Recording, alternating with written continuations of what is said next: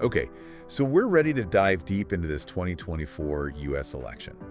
Everybody's talking about polls and punditry, but we wanted to go a little bit beyond the headlines with this one. Absolutely. We're looking at election betting markets and the global impact of the election and getting into the candidates' lives a little bit. Late October 2024. Uh-huh. And this is right when the race between Kamala Harris and Donald Trump Yes. is really starting to get tight. You really get close. There was some surprising stuff in here, I gotta say. Yeah, it's fascinating to see how much global interest there is in this election. Yeah. Really highlights how much the outcome will have an impact. Yeah. Far beyond America's borders. Yeah, for sure. And speaking of things that really caught my eye, Yeah. it was the amount of money being wagered on this election. Oh, yeah. It's crazy. Hundreds of millions of dollars, not just in Vegas, but online, too. And online, it's just like It's wild. a Wild West out there, right? It really is like a Wild West. Like all these new platforms popping up. Yeah, you've got some that are heavily favoring Trump, Right. and then you've got others like the Iowa electronic markets, which actually has a pretty decent track record going back to the late 80s. Wow. And they're pointing towards a Harris win. But here's the thing, Okay.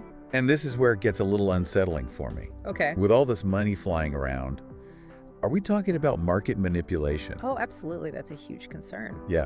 The articles aptly mention a French trader who placed these huge bets on this program called Polymarket, Yeah. which uses cryptocurrency. And you know what? What? His bets actually skewed the odds towards Trump. Oh, wow.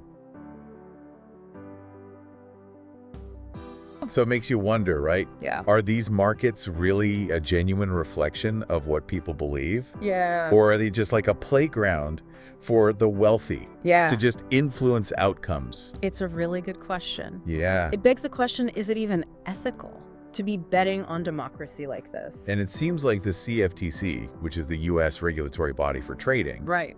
thinks not.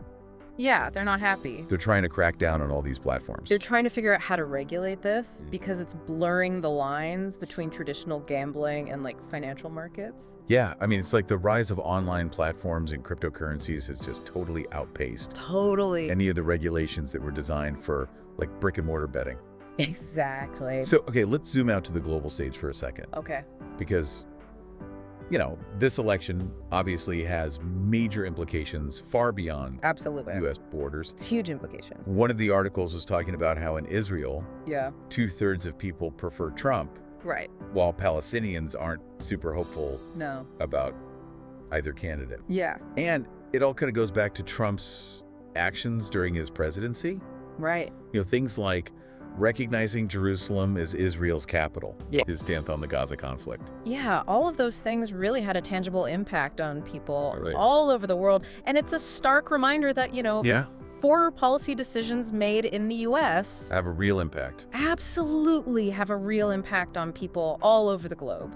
And this election's potential impact goes way beyond the Middle East, too. Oh, yeah. Experts are trying to gauge what a Harris or Trump win could mean Yeah. for global hotspots like Ukraine or even, global issues like climate change. Absolutely. A lot of uncertainty there. Right. But one thing's crystal clear. What's that? The whole world is watching America very closely right now. Oh, yeah. They're paying attention. One detail from the articles that really stuck with me Okay. was this whole thing about Trump Heights, Trump hype. a whole community in the Golan Heights Oh, it's wild. named after Donald Trump.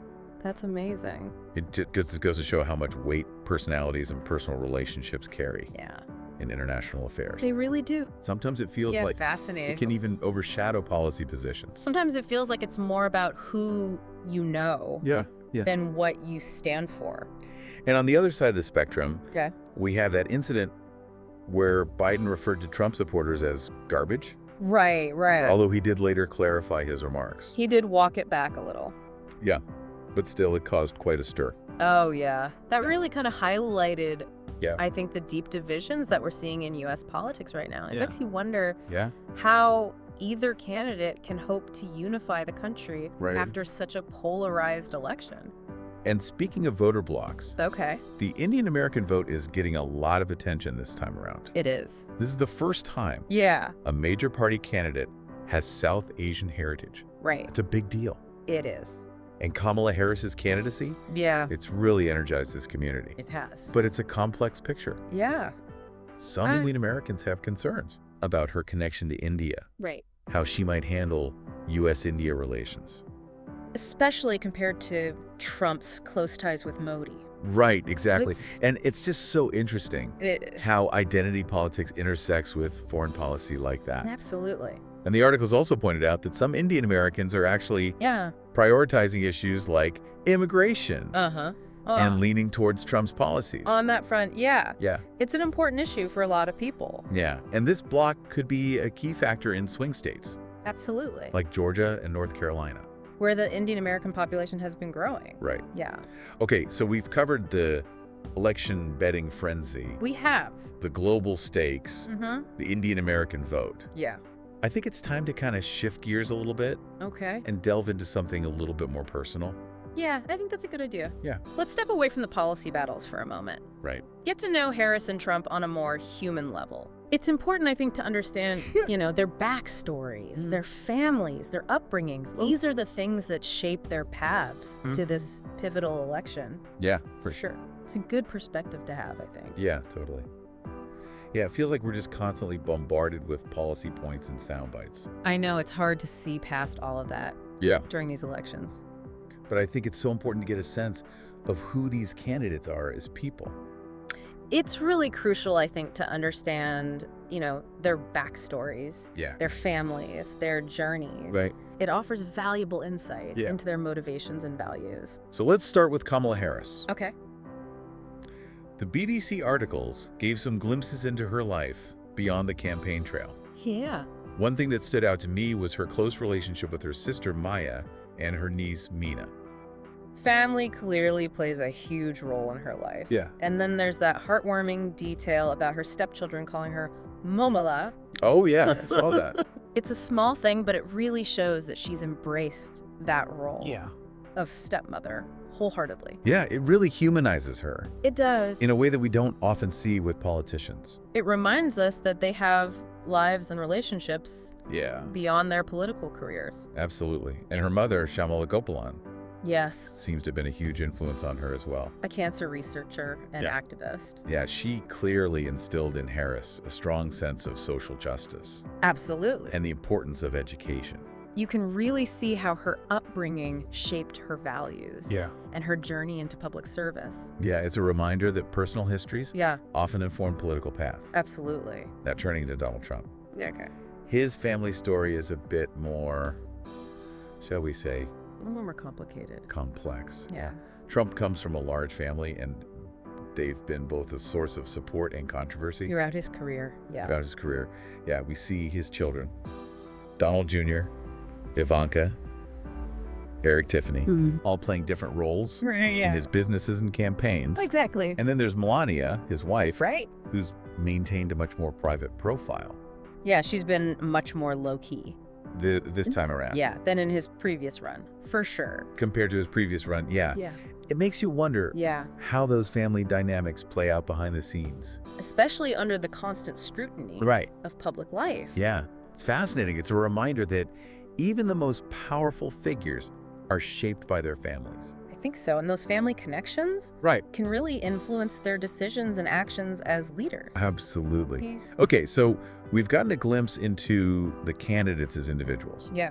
Let's bring it back to the issues a little bit Okay. and focus on the global landscape for a sec. All right. America's role on the world stage is a major factor in this election. It really is. And the BBC articles offer some interesting perspectives on how a Harris or a Trump presidency might approach key foreign policy challenges. Absolutely. For example, the war in Ukraine is still raging, and the U.S. has been a key ally providing crucial military and financial support. A lot of support.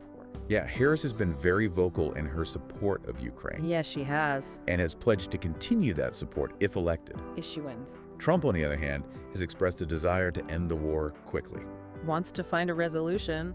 even if it means making concessions to Russia. That's a big difference in approach. I mean, a Trump presidency could signal a major shift in U.S. foreign policy, It could. potentially even emboldening Russia in the process. It's possible. And it's not just Ukraine. Right. The Middle East is another major flashpoint Always is. with the ongoing conflict in Gaza Yeah. and the just intricate relationship Very complex. between Israel and Palestine. Yeah, Harris has called for an end to the violence in Gaza she has. and emphasized the need for a two-state solution. A long-term solution. Trump, on the other hand, has been a staunch supporter of Israel. Yes, he has. And taken a more hands-off approach More of a step-back approach. to the conflict. Yeah, it really highlights... Such a stark contrast. It does. It highlights a really deep ideological divide. Yeah. You know, Harris seems to favor a more multilateral approach, Yeah. working alongside allies to address global challenges. Right. And then you have Trump, who leans more towards that unilateral Yeah. America First approach, Yeah.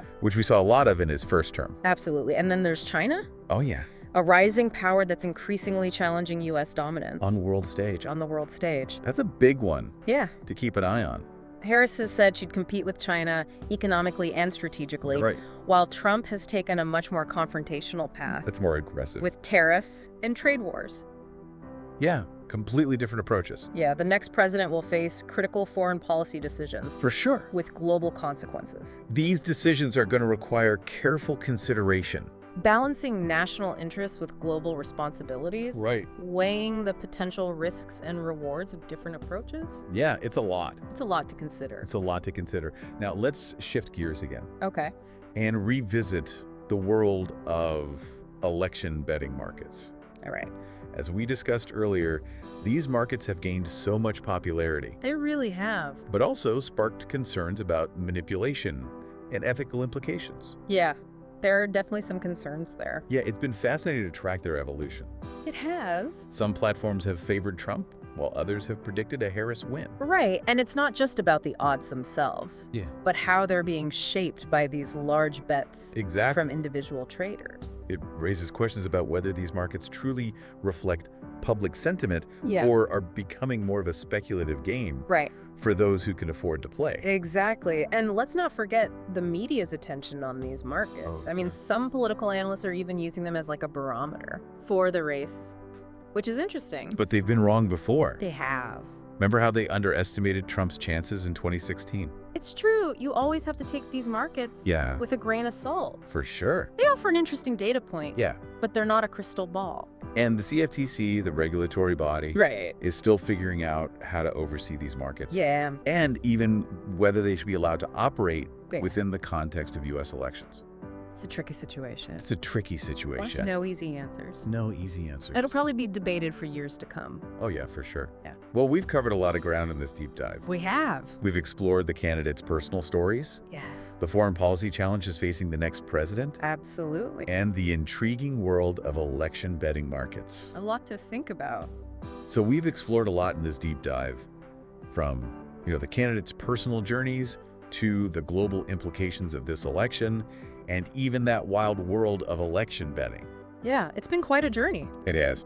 And as we wrap up, I think it's important to kind of step back and consider the broader themes that have emerged from all this. Yeah, absolutely. What are those for you? Well, one thing that's been impossible to ignore is the sheer intensity and polarization surrounding this election. Oh, yeah. I mean, from the heated rhetoric on the campaign trail to the, just the passionate debates you see everywhere online, it seems like everyone has a really strong opinion Everyone's fired up. about who should be the next president. Yeah. And it's definitely seeped into everyday life. Oh, yeah. It's hard to escape it. I've seen it dividing families and friends. Yeah. It makes you wonder, how did we get to this point? Yeah, it's a good question. Is there any way to bridge these divides and find some common ground? It feels like we're so far apart. Those are really complex questions Yeah. with no easy answers. No. But I think it's crucial to remember that despite all of our differences, Yeah. we all share a common goal, a better future for America. Yeah. I hope so. And this deep dive has really highlighted, I think, the importance of informed citizenship. Yeah, I think that's a really good point. Just staying engaged, doing your research, truly understanding what's at stake. It all feels really crucial right now. It does more than ever, it feels like. Yeah, for sure. And it's not just about voting, Right. It's about actively participating in our democracy, Yeah, being engaged. holding our leaders accountable, advocating for the policies we believe in. Yeah, and sometimes that even means Yeah, having those tough conversations with people who hold different views, absolutely. trying to understand their perspective even if we don't agree. Because ultimately, democracy is kind of a messy process. Yeah. but it's the best system we have to ensure that everyone's voice is heard. Yeah, right before we sign off, I would leave our listeners with one final thought as they head to the polls or watch the results come in, Something to ponder. Yeah, as this election unfolds, Okay. this race has been about so much more than just policy differences. It really has. It's about these competing visions for America's future.